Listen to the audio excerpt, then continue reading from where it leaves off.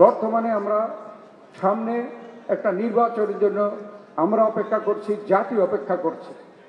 এই নির্বাচনীয় ষড়যন্ত্র হচ্ছে, সেই ষড়যন্ত্রকে আমাদেরকে মোকাবেলা করতে হবে। যে ষড়যন্ত্রগুলো আমি বিস্তারিত বলতে চাই না, অযৌক্তিক, এই অযৌক্তিক ষড়যন্ত্রগুলোকে আমাদেরকে মোকাবেলা করতে হবে। বাংলাদেশ জাতীয়তাবাদী দল, এখানে যারা বিভিন্ন দলের নেতৃবৃন্দ আছেন, প্রকৃতপক্ষে এদেশে প্রকৃত গণতন্ত্রের পক্ষের শক্তি হইলাম আমরা। তাই এদেশের জনগণকে তাদের প্রত্যাশা গণতন্ত্র ফিরিয়ে দেওয়ার জন্য সামনে নির্বাচনকে যত রকমের ষড়যন্ত্র হোক না কেন তা মোকাবেলা করে আমাদেরকে সেই নির্বাচনকে সফল করতে হবে, জনগণকে সঙ্গে নিয়ে।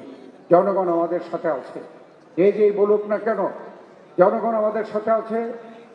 অতীতে প্রমাণ হয়েছে, ইনশাল্লাহ আগামী নির্বাচনে আবার প্রমাণিত হবে।